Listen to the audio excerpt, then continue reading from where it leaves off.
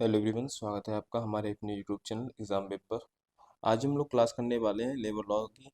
इसमें हम लोग क्या करेंगे, तो इसमें लेबर लॉ के जो आपके क्वेश्चन रहने वाले हैं एमसीक्यूज में, उसको हम लोग कवर करेंगे।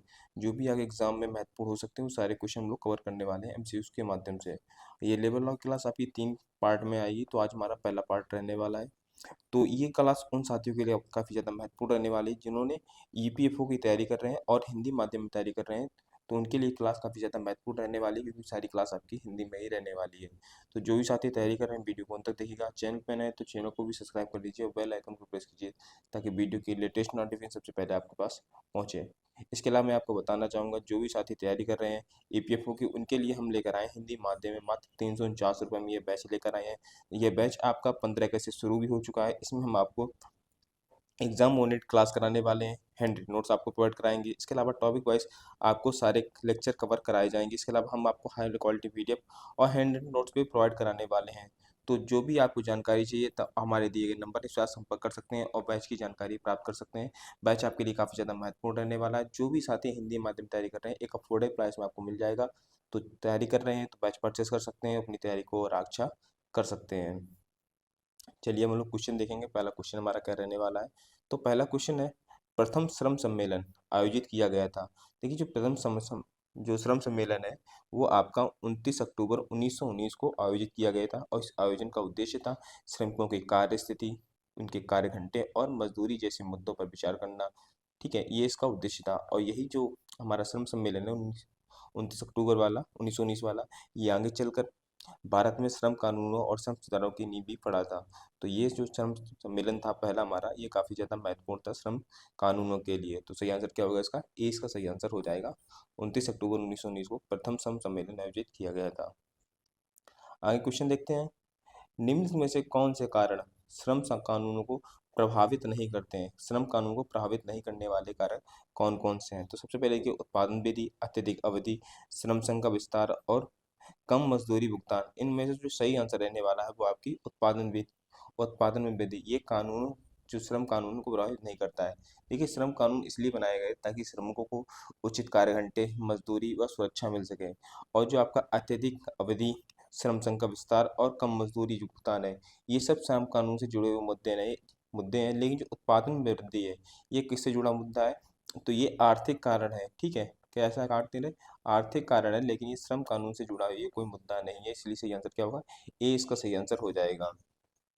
देखिए, जो उत्पादन वृद्धि है, ये सीधे जो समझदार है उन पर प्रभाव नहीं डालता है, बल्कि दूसरी तरफ से प्रभाव डालता है। लेकिन अत्यधिक अवधि, श्रम संघ का विस्तार और कम मजदूरी भुगतान, ये श्रम कानून पर सीधा प्रभाव डालते हैं। लेकिन उत्पादन में वृद्धि ये कोई सीधा प्रभाव नहीं डालता है। इसलिए सही आंसर ए हमारा हो जाएगा। आगे क्वेश्चन देखते हैं, निम्न में से कौन श्रम कानूनों के मूल सिद्धांत है? मूल सिद्धांत आपको बताने हैं। आंसर बताने से पहले आपको बताना चाहूँगा, जो आपकी क्लास चल रही है वर्तमान, इसकी यदि आपको पीडीएफ चाहिए तो आप हमारे टेलीग्राम चैनल को ज्वाइन कर सकते हैं। टेलीग्राम चैनल का लिंक डिस्क्रिप्शन बॉक्स में दिया गया, वहाँ पर आप जाइए, टेलीग्राम चैनल को ज्वाइन करिए, वहाँ आपको इसकी पीडीएफ प्राप्त हो जाएगी। तो सबसे पहले बात करेंगे, देखिए श्रम कानून के मूल सिद्धांत क्या होते हैं। तो उस मूल सिद्धांत आपके हैं सामाजिक न्याय, सामाजिक समानता और सामाजिक सुरक्षा। ये तीनों ही श्रम कानून के मूल सिद्धांत है। सामाजिक न्याय की बात करें तो जैसे श्रमिकों का शोषण रोकना। सामाजिक समानता की बात करेंगे तो सभी श्रमिकों को बराबरी का अधिकार प्रदान करना। और सामाजिक सुरक्षा में श्रमिकों की बीमारी, दुर्घटना, बेरोजगारी स्थिति में उनको एक साथ देना। तो ये क्या होगा? ये सब कैसे हैं? श्रम कानून के मूल सिद्धांत के रूप में कार्य करते हैं। तो सही आंसर क्या होगा? डी इसका सही आंसर हो जाएगा। क्या होगा? डी सही आंसर हो जाएगा। ये जो आपके तीनों सिद्धांत हैं, ये जो आपके सामाजिक न्याय, सामाजिक समानता और सामाजिक सुरक्षा, ये क्या है? श्रम कानूनों की नींव के रूप में जाना जाता है। तो ये तीनों ही आपको याद रखना है, काफ़ी ज़्यादा इंपॉर्टेंट रहने वाले हैं। सही आंसर क्या होगा? डी इसका सही आंसर हो जाएगा। आगे क्वेश्चन देखते हैं, किस वर्ष कारखाना अधिनियम लागू हुआ था? कारखाना अधिनियम कब लागू हुआ था, ये आपको बताना है। तो सही इसका आंसर रहने वाला है वो आपका 1 अप्रैल 1949 को। ठीक है, कब वो लागू हुआ था? 1 अप्रैल 1949 को लागू हुआ था। और इस कारखाना अधिनियम के जो उद्देश्य था, तो उद्देश्य क्या था? कारखानों में कार्यरत मजदूर के स्वास्थ्य, सुरक्षा और कल्याण की रक्षा करना। किसकी रक्षा करना? तो स्वास्थ्य की रक्षा करना, और आपकी क्या है? सुरक्षा करना, ताकि वो कोई मशीन से उनका हताहत ना हो, और कल्याण की रक्षा करना, ताकि उनका कल्याण हो सके। ये इसका क्या था? ये इसके उद्देश्य थे कि जो श्रम कानून, जो हमारा कारखाना अधिनियम आया था, उसमें जो मजदूर हैं उनकी स्वास्थ्य की रक्षा हो सके, उनके कल्याण की रक्षा हो सके। सही आंसर क्या होगा? 20 का सही आंसर हो जाएगा, 1 अप्रैल 1949। आगे क्वेश्चन देखते हैं, किसी कारखाने के परिसर कब्जे के लिए अधिष्ठाता जो ऑक्युपायर है मुख्य निरीक्षक को सूचित करते हैं, कितने दिन पहले सूचित करना होगा? तो सही आंसर देने वाला है इसका 15 दिन पहले। जो कारखाना है, ठीक है, जो उसका ऑक्युपायर है उसको मुख्य निरीक्षक को 15 दिन पहले सूचित करना पड़ेगा कि हम यहाँ पे कारखाना लगाना चाहते हैं। ए इसका सही आंसर होगा। ठीक है, देखिए बात करें कारखाना अधिनियम 1948 के तहत जो हमारा आया था, तो उसमें यह बताया गया है कि यदि कोई नया कारखाना शुरू करना चाहता है तो अधिष्ठाता जो है उसको 15 दिन के भीतर मुख्य निरीक्षक को लिखित सूचना देनी होगी। उसमें बताना होगा कि कारखाना कहाँ लगने वाला है, उसका अधिष्ठाता क्या है, उसमें काम क्या होने वाला है, ये सब आपको लिखित रूप में देना पड़ेगा मुख्य निरीक्षक को। सही आंसर क्या होगा? ए इसका सही आंसर होगा। 15 दिन पहले जो है मुख्य निरीक्षक को अधिष्ठाता को ये लिखित सूचना देनी होती है। आगे, अधिष्ठाता जो है ऑक्युपायर है के सामान्य कर्तव्य क्या क्या है, ये आपको बताना है। सामान्य कर्तव्य क्या क्या होते हैं, तो देखते हैं। तो कारखाने में सुरक्षापूर्ण एवं स्वास्थ्य के लिए निरापद संयंत्रों एवं कार्य प्रणाली की व्यवस्था का अनुरक्षण करना बिल्कुल ये कर्तव्य होता है। इसके अलावा वस्तुओं एवं पदार्थों के व्यवहार, हस्तांतरण, भंडारण और परिवहन के संबंध में कारखाने में सुरक्षा, स्वास्थ्य के लिए जोखिम रहित रखने की व्यवस्था करना, ये दोनों ही अधिष्ठाता के कर्तव्य होते हैं। इसलिए सी इसका सही आंसर हो जाएगा। ए बी बोथ इसके आंसर होने वाले हैं। देखिए फैक्ट्री एक्ट 1948 की बात करें तो अधिष्ठाता का जो मुख्य कर्तव्य थे वो थे कारखाने में कार्यरत श्रमिकों के स्वास्थ्य एवं सुरक्षा की रक्षा करना और सभी संयंत्र प्रक्रियाओं, भंडारण और परिवहन प्रणाली की रक्षा करना। ये सब किसके उद्देश्य थे? तो ये थे अधिष्ठाता के उद्देश्य थे। तो सही आंसर क्या होगा? सी इसका सही आंसर हो जाएगा। आगे क्वेश्चन देखते हैं, कारखाना अधिनियम 1948 की धारा 11 से 20 तक स्वास्थ्य संबंधी किन प्रावधानों का उल्लेख किया गया है? देखिए 11 से 20 तक क्या है? सफाई, और ये क्या आपका वेंटिलेशन और टेम्परेचर, डस्ट, धुएं, इन सभी का उल्लेख किया गया है। जैसे हम लोग सफाई की बात करेंगे तो ये धारा कौन सी हमारी है? धारा 11। ठीक है, धारा 11 में सफाई की बात की गई है। वही हम लोग बात करेंगे वेंटिलेशन और टेम्परेचर की, तो ये धारा 13 में बात की गई है इसकी। कितनी? धारा 13 में बात की गई है। और जो धुआं है, धुआं और धूल, इसमें तो ये धारा आपकी 14 होगी। इस प्रकार से 12 कुल 20 धाराएं हैं जिसमें इस प्रकार की स्वास्थ्य संबंधी जो है प्रावधानों का उल्लेख किया गया है। तो धूल धुआं किसमें होगा? धारा 14 में होगा। ये सब आपको याद रखना है, इंपॉर्टेंट रहने वाला है। सही आंसर क्या होगा इसका? तो इसका सही आंसर रहने वाला है डी, उपयुक्त सभी है, यही सही आंसर होगा।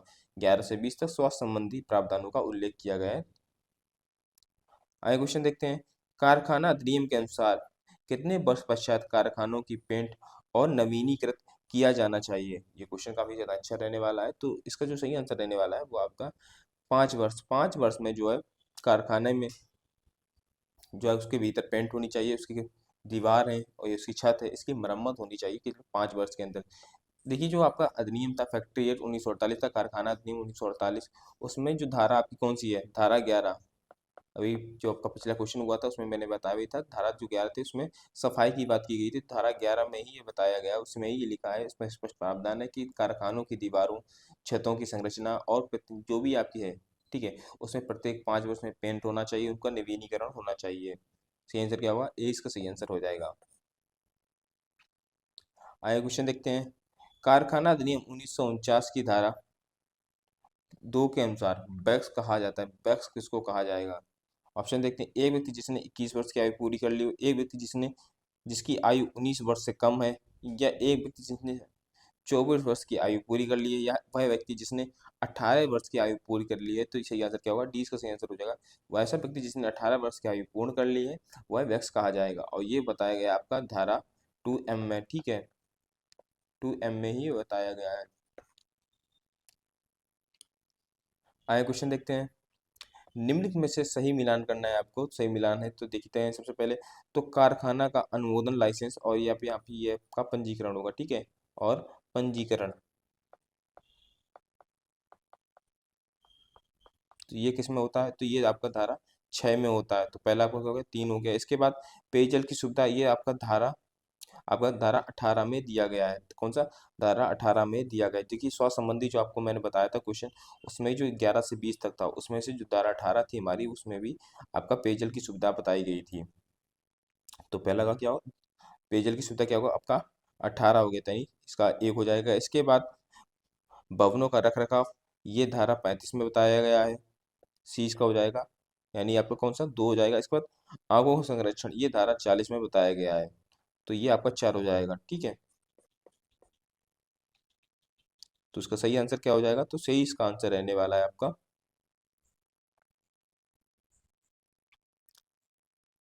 3 1 2 4, 3 1 2 4, इसमें तो कोई नहीं है, सही आंसर यही होगा आपका 3 1 2 4, इसका आंसर हो जाएगा, ठीक है।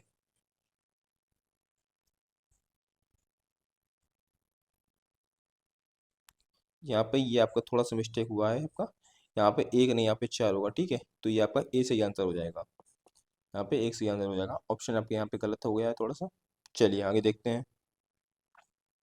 कारखाना अधिनियम की धारा 2G परिभाषित करती है, तो 2G क्या परिभाषित करती है, तो ये निर्माण प्रक्रिया को परिभाषित करती है। क्या करती है, निर्माण प्रक्रिया को परिभाषित करती है, 20 का सही आंसर हो जाएगा। इसमें बताया गया, इसमें प्रावधान ये है कि जो किसी भी वस्तु का उत्पादन, जैसे तेल, पानी, बिजली, इसका उत्पादन हो गया, या किसी वस्तु की मरम्मत करना, ये सब किस में आता है, ये निर्माण प्रक्रिया के अंतर्गत आता है, कारखाना अधिनियम की धारा 2G के अंतर्गत आता है, 20 का सही आंसर होगा। आगे क्वेश्चन देखते हैं। प्रत्येक कारखाने में जहाँ कर्मकार नियोजित हो वहाँ कैंटीन की व्यवस्था होनी चाहिए। कितने, तो 200 प्लस जहाँ पे काम कर 200, 250 से अधिक जहाँ कर्मकार कार्य कर रहे हैं वहाँ पर कैंटीन की सुविधा होनी चाहिए, और ये बात आपकी कही गई थी फैक्ट्री एक्ट 1948 में, ये बात कही गई थी, ठीक है। किसमें, फैक्ट्री एक्ट 1948 में ये बात कही गई है कि जहाँ पे 250 प्लस कर्मकार हो वहाँ पर कैंटीन की सुविधा होनी चाहिए, ताकि जो श्रमिक है उनको स्वच्छ खाना मिल सके और सस्ती दर में वो भोजन प्राप्त कर सकें। सही आंसर क्या होगा, ए इसका सही आंसर हो जाएगा। आगे देखते हैं। निम्न में से कौन सा रोग कारखाना अधिनियम की धारा 89 में वर्णित नहीं है, ठीक है। देखिए धारा जो 89 है उसमें व्यवसायिक रोग की सूची दी गई है, आपका कारखाना अधिनियम है उसमें कौन सी दी गई है, तो व्यवसायिक रोग, व्यवसायिक रोग। तो व्यवसायिक रोग में जो वर्णित किया गया है वो आपका एंथ्रॉक्स है, एस्बेस्टोसिस है, फास्फोरस है, ये सब बताए गए हैं। निमोनिया क्या है, निमोनिया आपका एक सामान्य रोग है, फेफड़ों का रोग है, तो ये इसमें वर्णित नहीं किया गया है, तो सही आंसर क्या होगा, डी का सही आंसर होगा, निमोनिया को वर्णित नहीं किया गया है। आगे देखते हैं। श्रम कानून के उद्देश्य हैं, श्रम कानून के आपको उद्देश्य बताना है, तो ये श्रमिकों को शोषण से बचाना, ये बिल्कुल इसका उद्देश्य होता है। इसके अलावा औद्योगिक संबंध के मूल्यों को मजबूत करना, ये भी आपका होता है। जो औद्योगिक संबंध है, चाहे आपका प्रबंधक हो गया और दूसरी तरफ आपका श्रमिक हो गया, इन दोनों के बीच संबंध को स्थापित करना श्रम कानून के अंतर्गत आता है। इसके बाद औद्योगिक विवाद की रोकथाम और निपटने के लिए मशीनरी प्रदान करना, ये भी श्रम कानूनों के अंतर्गत आता है, तो सही आंसर क्या होगा, डी का सही आंसर हो जाएगा, उपयुक्त सभी का सही आंसर होगा, ठीक है, डी का सही आंसर होगा। आगे बात करते हैं। औद्योगिक संबंध में कौन सा अधिनियम ट्रेड यूनियन को परिभाषित करता है, ट्रेड यूनियन को परिभाषित करता है, ये आपको बताना है। देखिए ट्रेड यूनियन की बात करें तो ट्रेड यूनियन के लिए सबसे पहले ट्रेड यूनियन एक्ट 1926 आया था। कौन सा आया था, ट्रेड यूनियन एक्ट 1926, सबसे पहला यही था। इसने ट्रेड यूनियन को वैधानिक रूप से दर्जा दिया था कि हाँ ट्रेड यूनियन हो सकती हैं, और यही चलकर आगे जो आपका ट्रेड यूनियन आपका श्रम संबंध अधिनियम 1992 ये आपका बना था, ठीक है।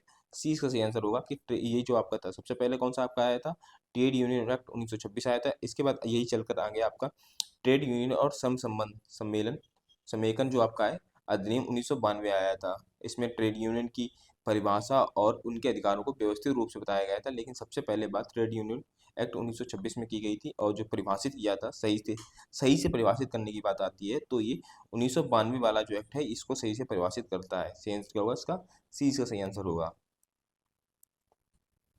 आगे बात करेंगे।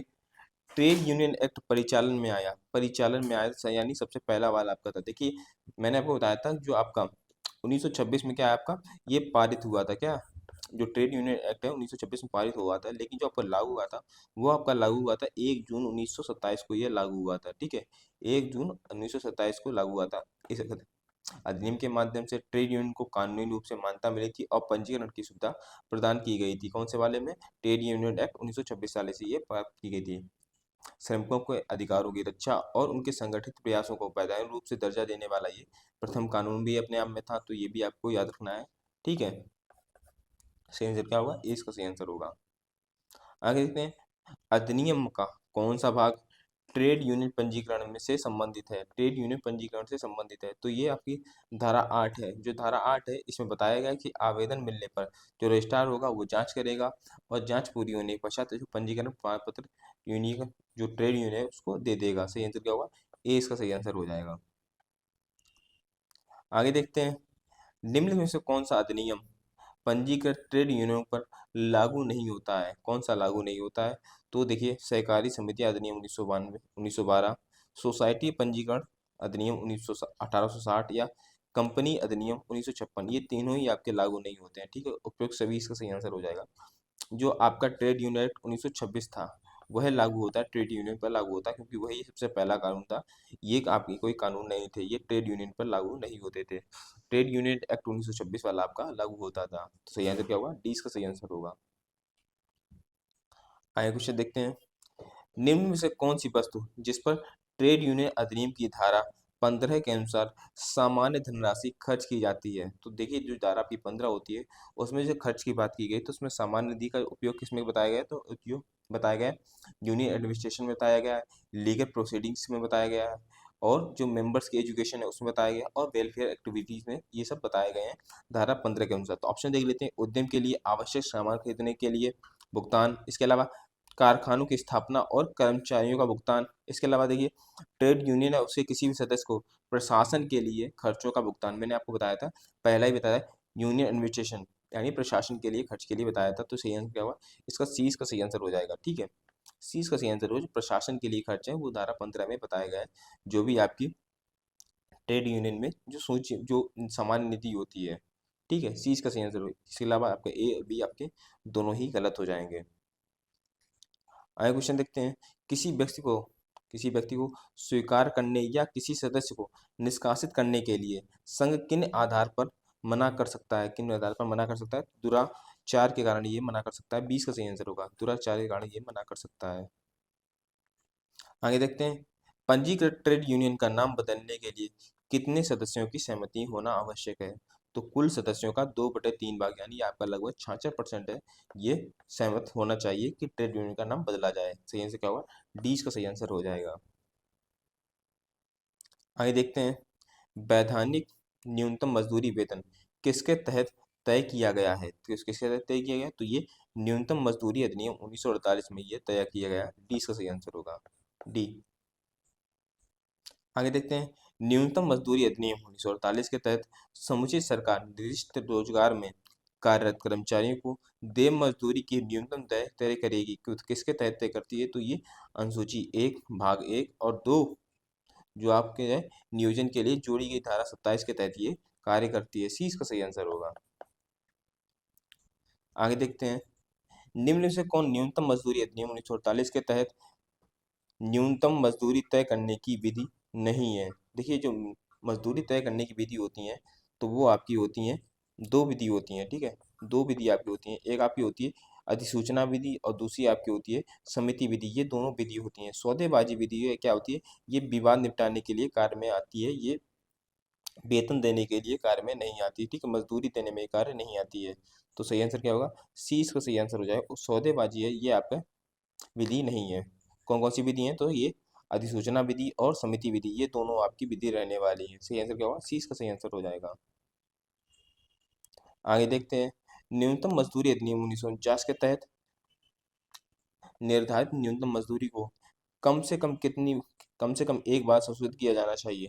तो कितनी बार संशोधित किया जाना चाहिए? तो ये 5 वर्ष में संशोधित किया जाना चाहिए। देखिए, ऐसा नहीं है कि 5 वर्ष ही संशोधित होगा, सरकार चाहे तो इसके बीच भी संशोधित कर सकती है, लेकिन जो कम से कम है, न्यूनतम है, वो 5 वर्ष में आपको संशोधित करना ही पड़ेगा।